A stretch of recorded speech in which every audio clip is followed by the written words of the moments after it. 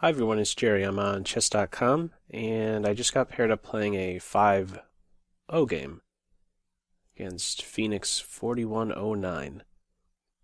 Alright, so I'm just going to reinforce d5 here and try something simple like getting this bishop outside of the pawn chain.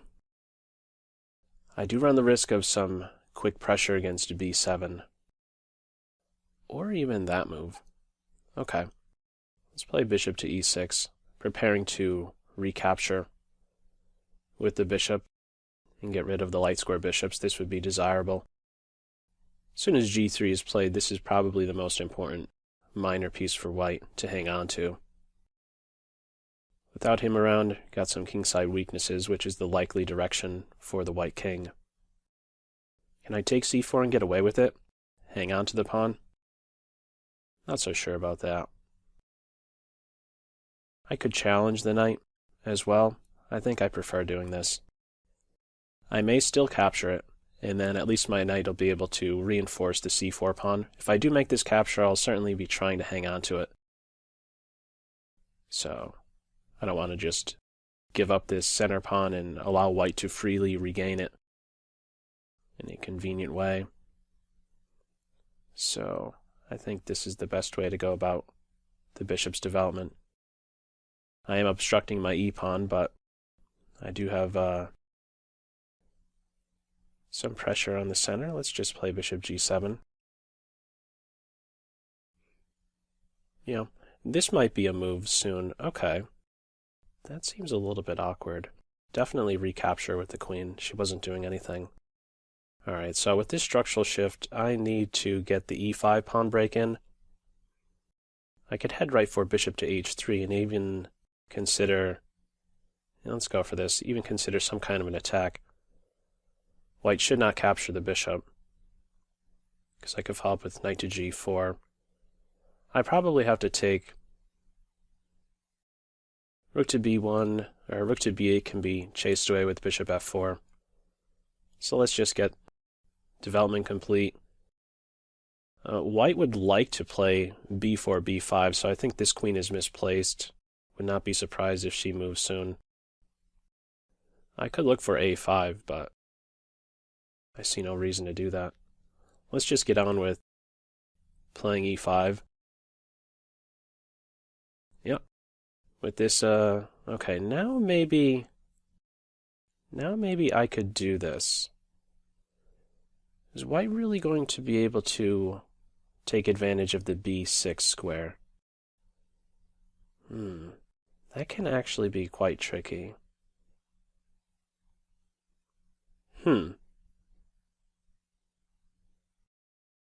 Okay, let's consider here.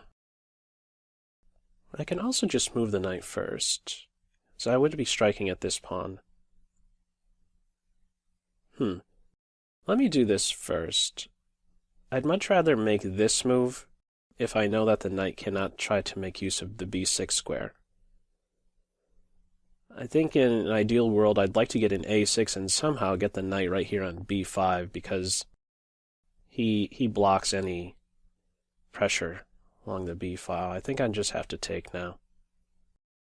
Alright, so this pawn I see more as a liability than anything, but I am winning the d4 pawn, am I not? And maybe even the c5 pawn. Not sure what I'm missing. Scooping up the d pawn. It's a very odd move. That's a blunder. I could take on c5 with a fork. My only concern? Well, I just take here first. Address the threat, so this is completely winning now. Let me just double check. I have an unprotected queen. There isn't anything fancy with getting out of the fork. I could just take the knight and then take on c5. I don't see anything better. Yeah. You just miscalculated. I think they had a complete blind spot to that d4 pawn. That was a quick game. Let's go back into it. Because I think... I don't know. I'm not sure exactly what I would do. Let me flip the board. I'm not sure what exactly I would do in this position right here if they just address this threat on d4. Because this is a bit awkward. And I don't know that I would want to take, because I'm pretty sure white would recapture, reinforce this point, and now it makes this strike not as, white has clear control over d4. In the event of a capture one day, let's just make a nothing move. In the event of a capture, this is no problem at all. This is a really strong structure. So my point here is that I don't think I'm ever really threatening to capture the knight. So on e3, I guess I could look forward to e5. And you know what? Here's another thing. Maybe I could play a6 here. Yeah, maybe I could play a6 here and work around this knight on b6. My concern during the game was that both the bishop and knight can cause my queen some problems if I did the a6 move. For it to just go back right around here right now.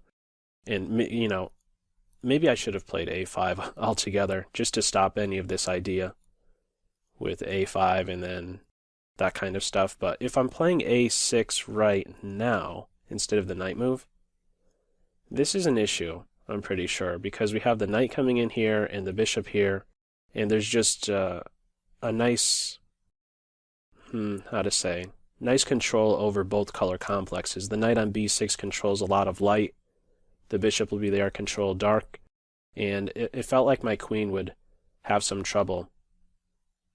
What do I do about this fork for starters?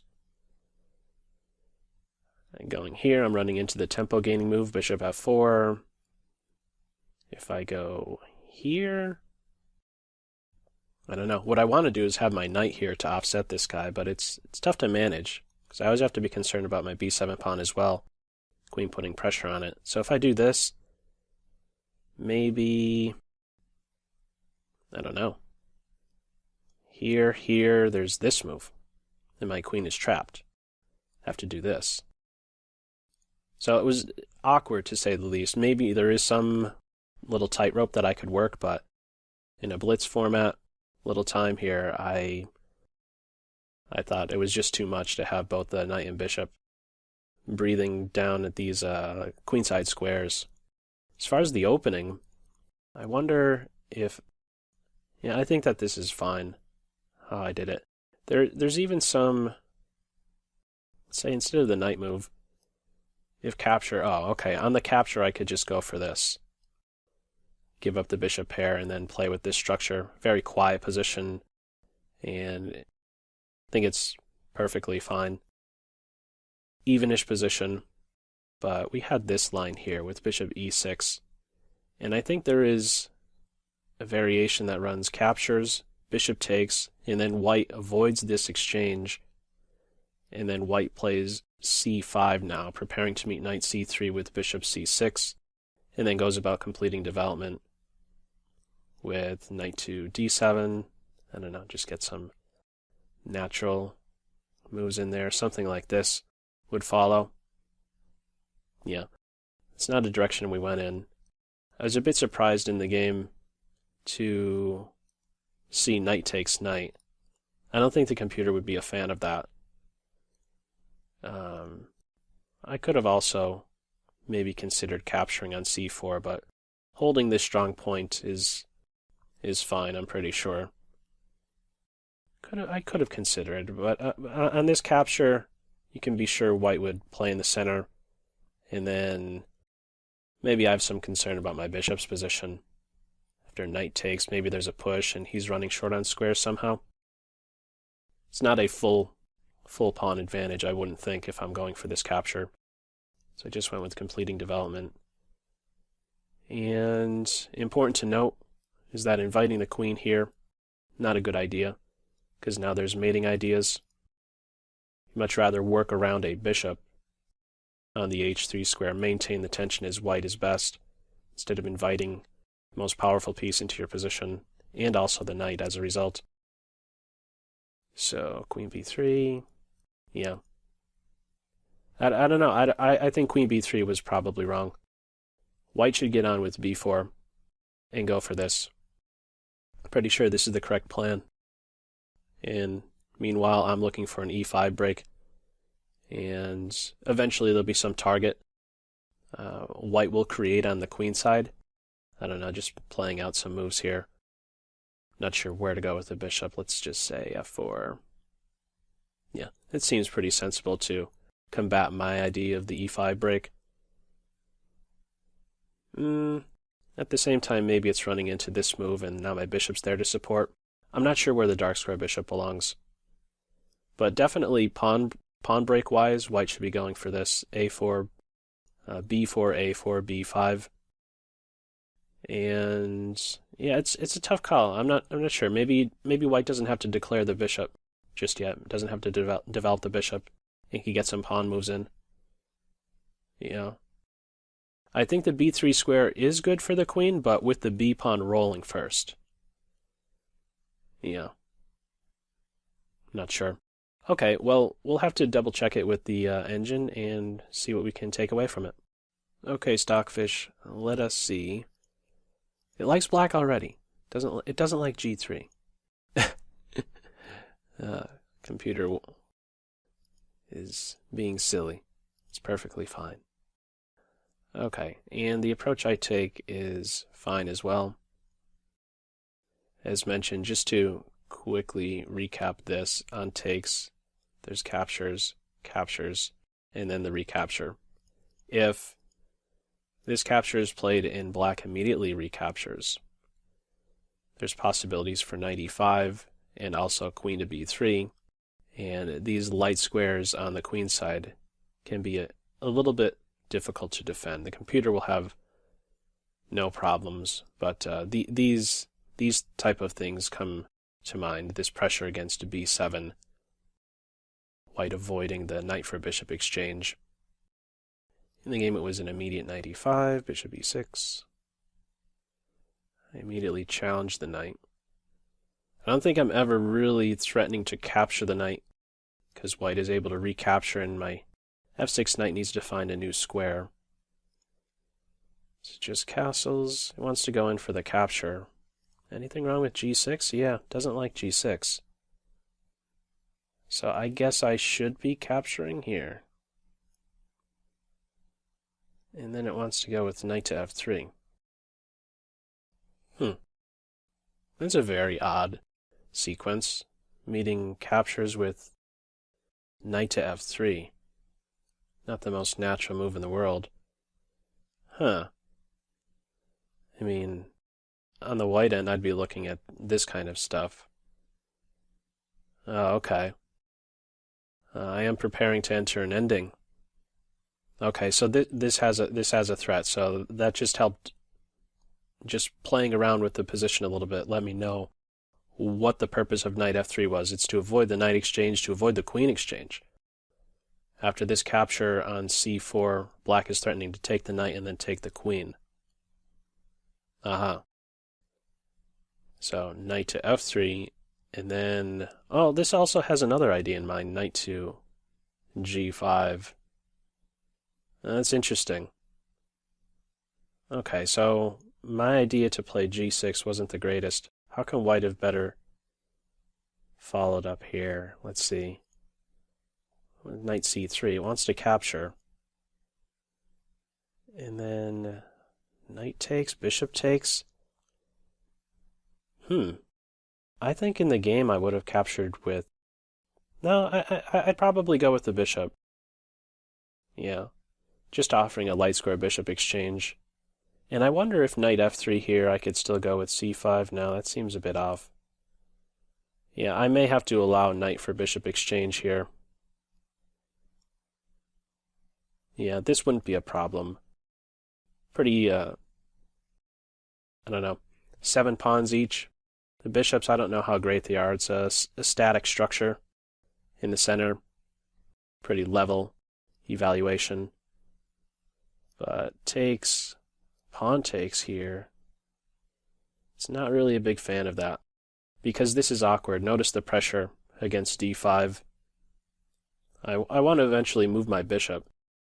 He's, I don't know, he's a strictly defensive piece, so I'd like to move him away, but it's a little bit tricky to do that. And the knight on b6, he isn't the greatest defender in the world. He could always be challenged with this a-pawn. Yeah.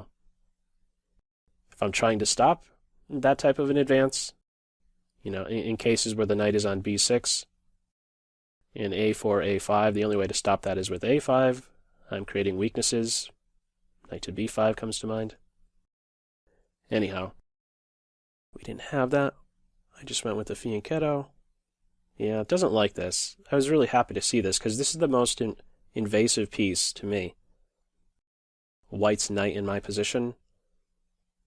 So I'm just recapturing and happily developing another piece. But they had in mind to shut down the structure like this. And the computer really isn't such a fan. I went immediately for bishop h3. I just wanted to be assured that the light square bishops are exchanged. I could castle here, but maybe this, and on bishop h3 this guy is preserved? I'm not so sure. Yeah, this might be a bit too much of an inconvenience for white. We could see this position opening up, and it may turn out that white returns here just so that the king could feel a little bit more secure, because I am doing what I am taking away as it stands right now, this flight square for white, the g2 square. So I could have gone with castles is what I'm getting at instead of bishop h3 right away. I shouldn't have some fear of white avoiding a light square bishop exchange. But I went in for it right away. Captures, something natural.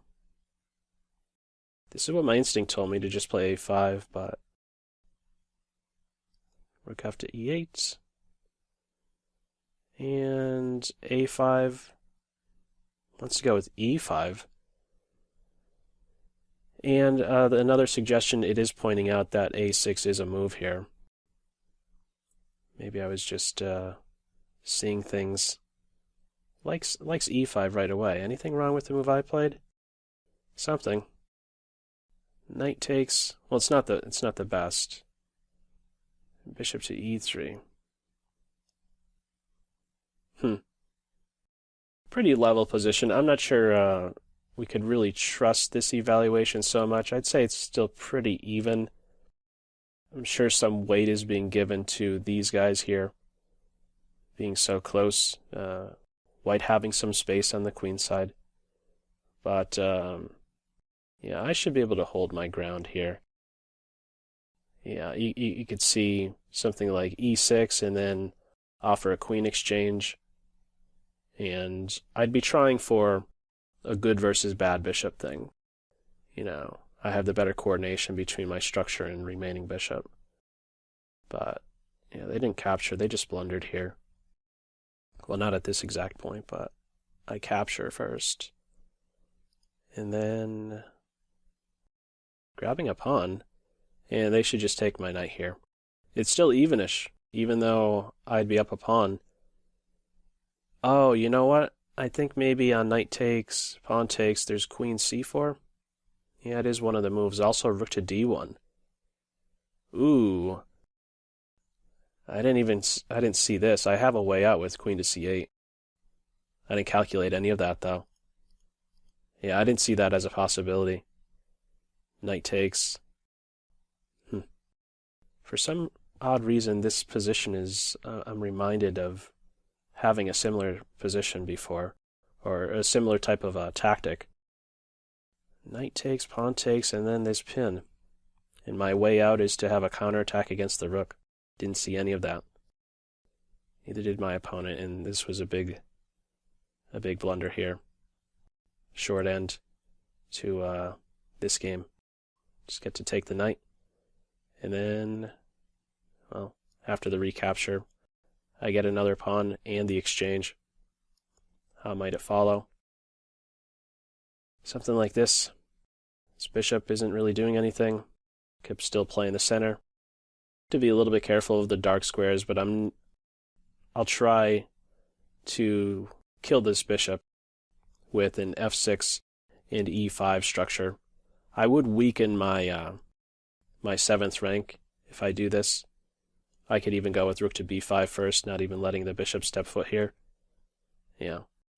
But if one day the bishop does get on this diagonal, I always have this type of structure in mind, just to highlight this right here, and I'll just have to cover my 7th rank from the queen and rook, which shouldn't be a problem because I have 2 rooks to their 1.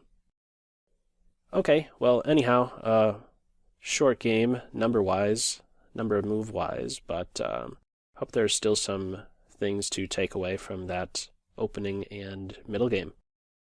As usual, feel free to leave any feedback in the comment section below, and I hope you got something out of it. That's all for now. Take care. Bye.